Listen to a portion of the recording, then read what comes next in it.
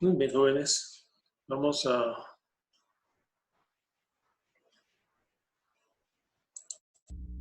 vamos a dar inicio a esta clase. Vamos a seguir platicando de lo que es la anatomía del aparato de la visión. Entonces, en la clase anterior hablamos algunas generalidades de lo que era la órbita, de lo que era la esclerótica. Vimos que habían tres capas importantes, más que todo revisamos lo que era la esclerótica y parte o un poquito de lo que era la retina. Hoy vamos a continuar con el tema y vamos a seguir platicando de, de esta, vamos a ir platicando de los componentes del globo ocular. Como habíamos mencionado, la coroides, pues la coroides es la membrana vascular o uvea vascular del ojo que se encuentra entre la esclerótica y la retina. ¿Sí? Esta va a tener una relación directa con la esclerótica por medio de una capa oscura que se llama lámina fusca. Entonces, esta membrana hacia afuera es de color oscuro, se aplica sobre la superficie interna de la esclerótica y se une a ella por medio de la lámina fusca. Y se une por medio de los vasos y nervios, se une por medio de los vasos y nervios hacia el interior con la retina. Entonces, la, la uvea o coroides pues va a tener una doble relación con la esclerótica por medio de la lámina fusca hacia afuera y hacia adentro con la retina, pero la comunicación la va a hacer por medio de estos vasos, como vemos en esta imagen, vasos y nervios que llegan a alimentar a la retina. Entonces, como mencionamos, esto que vemos acá, esta es la capa intermedia o coroides, o la capa vascular del globo ocular. Su cara interna va a estar adosada a la retina. Aunque no está completamente adherida a ella, sí la rodea. Al igual que la esclerótica, igual que la esclera, va a tener un orificio posterior que mide 1.5 milímetros. ¿Sí? Este orificio posterior, por supuesto, va a ser la continuación del paso del nervio óptico. Entonces, tanto la retina, que se recuerdan que habíamos mencionado que tenía un orificio posterior y una abertura anterior, el orificio posterior es la salida del nervio óptico y por lo tanto va a estar en contacto con la coroides. Mencionamos también otra estructura importante que va a ser el cuerpo ciliar. Y el cuerpo ciliar es toda esta estructura que vemos acá. Incluye músculos, ligamentos que van a adherirse al lente del ojo, al cristalino. Entonces el cuerpo ciliar es la parte de la capa vascular, quiere decir de la coroides, de la capa vascular del globo ocular, que se encuentra entre el iris y la hora serrata. Si se recuerdan, nosotros mencionamos que la hora serrata era el límite que tenía la retina de su porción sensitiva, que era hacia atrás, de la porción estructural que queda hacia adelante. Entonces, el cuerpo ciliar es esa parte del globo ocular que se encuentra entre la hora serrata y el iris. Tiene la forma de un anillo aplanado que mide aproximadamente de 5 a 6 milímetros y que se vuelve grueso de atrás hacia adelante. Se engruesa de atrás hacia adelante. Entonces, el coroides va a tener tres caras. Una cara externa, que incluye la zona anterior o corona ciliar, que tiene forma de un disco radiado. Cada uno de estos radios, esos radios que salen de la corona del disco radiado, van a ser denominados procesos ciliares. Los procesos ciliares miden de 2 a 3 milímetros de largo y de 70 y son de entre 70 y 80 procesos ciliares. entre un proceso y otro están separados por espacios que vamos a llamar valles ciliares. La cara interna y la cara anterior pues, van a estar cercanos a la zona posterior o orbículo ciliar. El cuerpo ciliar es una estructura muscular, como la vemos acá. El cuerpo ciliar es una estructura muscular vascular que conecta a la coroides con el iris. ¿Se acuerdan ustedes? El iris es la capa que le da el color a nuestro ojo, ¿verdad? Y en medio de él encontramos pues a la pupila. Entonces el cuerpo ciliar es una estructura muscular que conecta el coroides con la circunferencia del iris.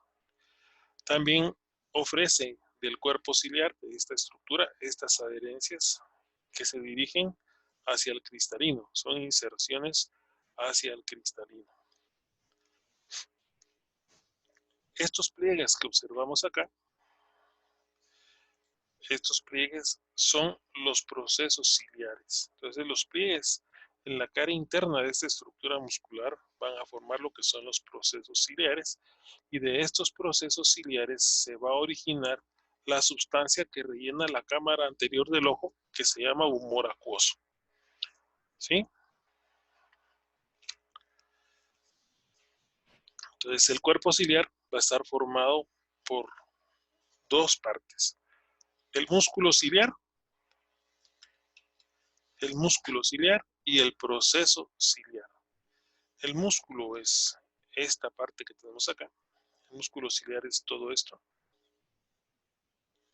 Y los procesos son estas prolongaciones. El músculo ciliar ocupa la parte anteroexterna del cuerpo ciliar. Tiene una forma de triángulo, como podemos ver acá. Tiene una forma de triángulo. La cara anteroexterna va a estar en contacto con la esclerótica que vemos acá. La cara posterior se relaciona con la porción orbículo-ciliar, quiere decir con estas estructuras fibrosas que vemos acá. Y la cara medial o axial se orienta hacia los procesos ciliares y hacia el cristalino.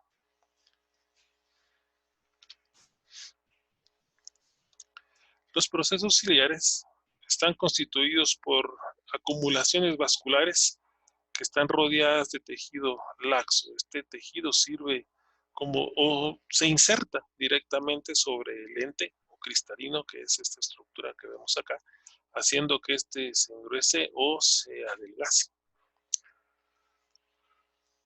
Cuando hablamos de los medios transparentes del ojo, vamos a referirnos a estructuras o elementos anatómicos que encontramos en el globo ocular y que tienen la característica cristalina.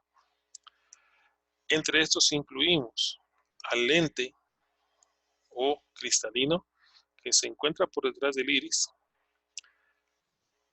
el humor acuoso que se encuentra por delante de la lente y el cuerpo vítreo que está por detrás de la lente.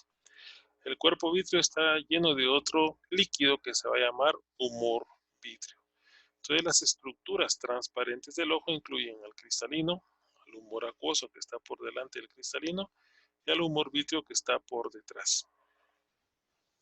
El cristalino es una estructura biconvexa porque es como ovaladita, como podemos verla acá, o como podemos verla en esta otra imagen. El cristalino es biconvexo, es transparente, es elástico y es de una consistencia firme. Con el tiempo y con la edad se va volviendo más duro y menos elástico, lo que va a provocar problemas de acomodamiento o de enfoque del ojo, lo que conocemos como presbicia en el futuro. Está situado posterior al iris y anterior al cuerpo vítreo. En su forma y orientación, pues las dos caras del lente anterior y posterior son convexas. La cara posterior es más convexa que la anterior. En estado de reposo, el lente mide 10 milímetros en la cara anterior, mientras su cara posterior mide aproximadamente 6. Esto de tamaño se va a modificar dependiendo la acomodación y la elasticidad del lente. Las dos caras del lente, tanto la anterior como la posterior, pues se van a unir en la parte superior y la inferior, que es lo que vamos a conocer como el ecuador del lente. El eje de la lente es una línea imaginaria que une a la cara anterior con la cara posterior.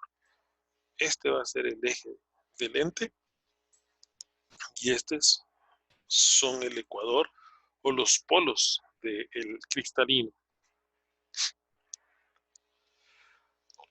Este lente el cristalino está constituido principalmente por tejido epitelial que está envuelto en una membrana elástica que se llama lámina o cápsula de lente. Entonces, la estructura que conforma el cristalino está envuelto dentro de una membrana que se llama cápsula de lente.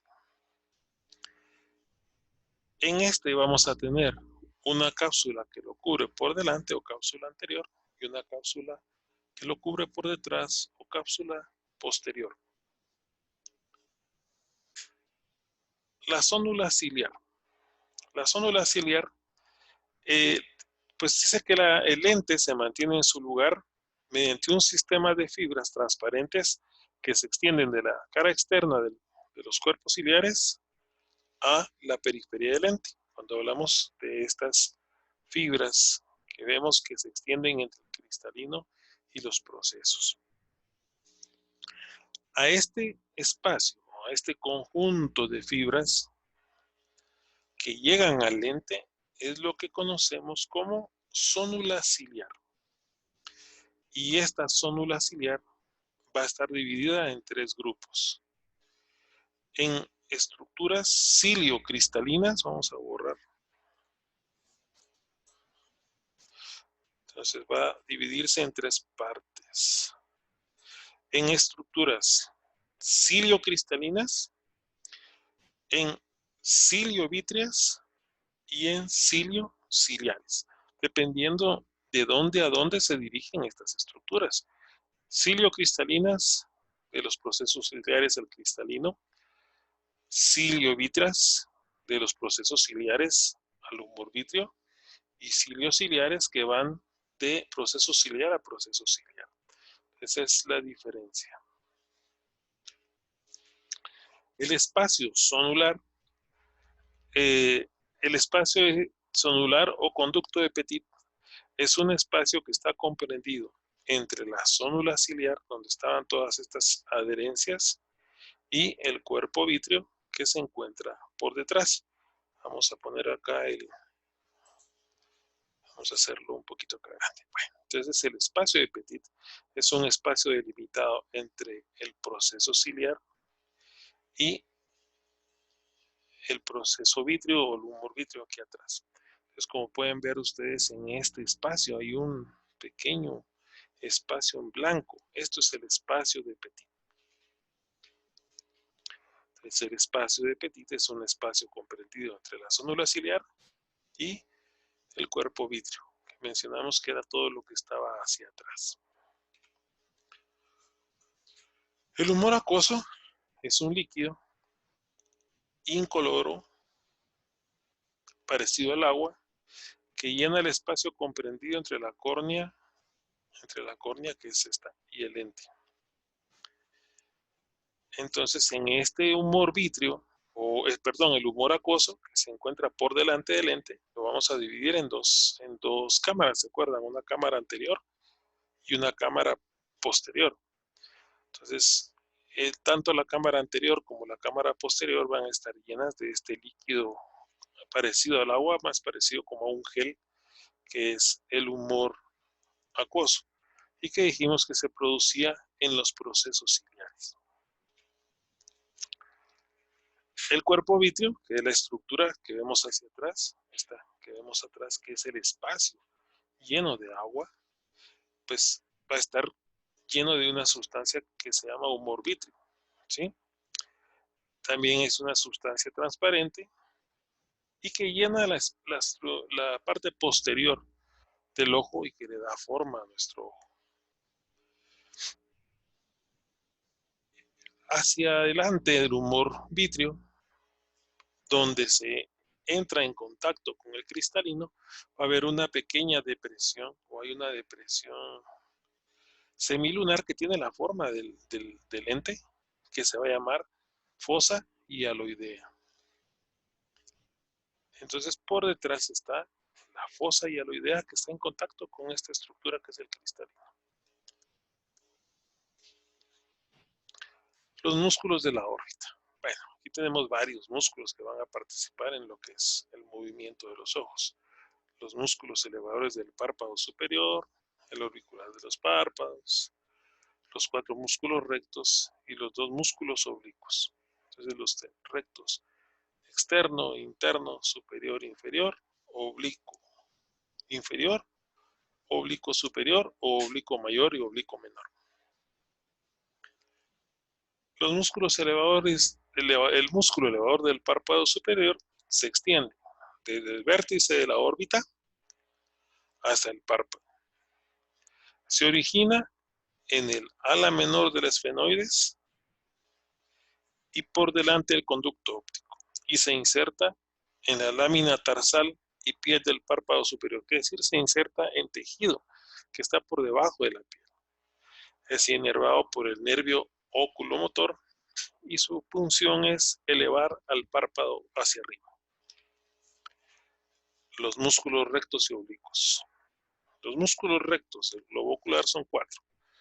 Recto superior, externo, interno e inferior, o medial y lateral. Se extienden desde el vértice de la órbita hacia el hemisferio anterior del globo ocular. Estos 4 músculos se originan en una estructura fibrosa llamado anillo de Sim o anillo tendinoso común.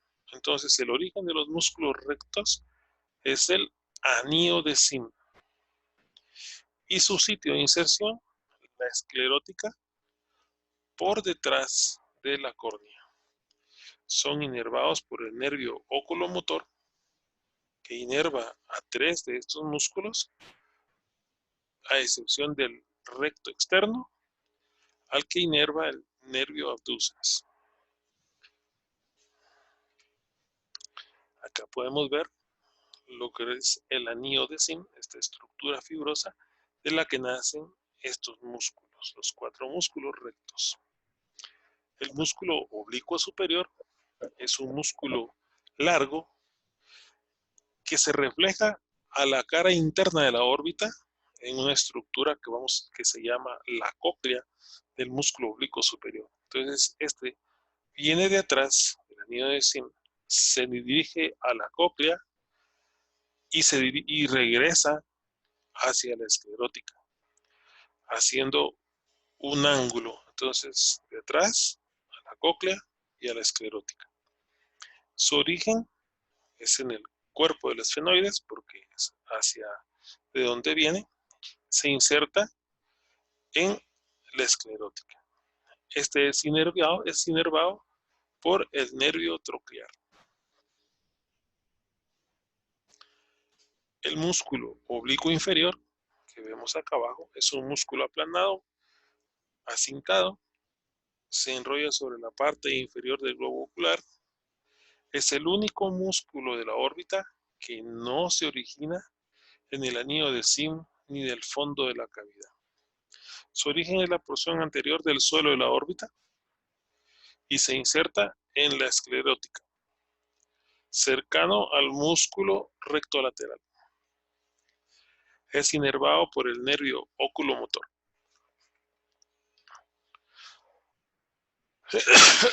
El coronavirus.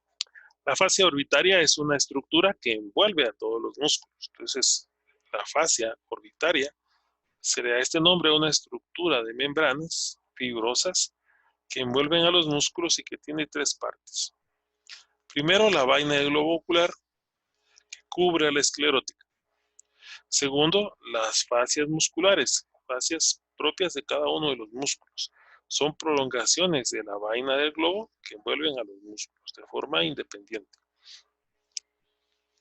Y las extensiones faciales anteriores, que unen la vaina del globo ocular y las fascias musculares con la conjuntiva, los párpados y a los bordes de la órbita, que decía, a los bordes del hueso de la órbita. Entonces esta vaina del globo ocular es una estructura de forma de cúpula que envuelve a la esclerótica.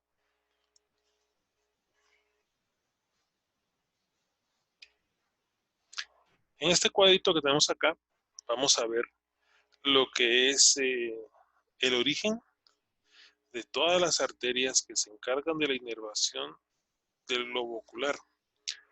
Tenemos el nombre, el origen y el trayecto de distribución. La arteria oftálmica, que se origina en la arteria carótida interna, esta atraviesa junto con el nervio óptico el conducto del nervio hasta llegar a la órbita. La arteria central de la retina es una rama de la arteria oftálmica, es una colateral de la oftálmica. Esta va dentro de la veina de la dura madre del nervio óptico, perfora al nervio cerca del globo ocular y aparece en el centro del disco óptico. La arteria supraorbitaria, también otra rama de la oftálmica, se dirige hacia lo que es la parte de la frente y el cuero cabelludo. La arteria supratroclear, también rama de la oftálmica, va a la frente y al cuero cabelludo. La arteria lacrimal, también rama de la oftálmica, se dirige a la glándula lacrimal, a la conjuntiva y hacia los párpados. La nasal dorsal, también rama de la oftálmica, se dirige a la parte superior de la nariz. Las ciliares posteriores cortas son ramas de la oftálmica, atraviesan la esclerótica en la periferia del nervio, o sea, en la cara posterior del globo ocular, y se dirige hacia la coroides para irrigar o alimentar a las células que son los conos y los bastones. Son los encargados de permitirnos ver colores o tonos de gris y negro. Las ciliares posteriores largas, también ramas de la oftálmica, se encargan de la irrigación del cuerpo ciliar y el iris.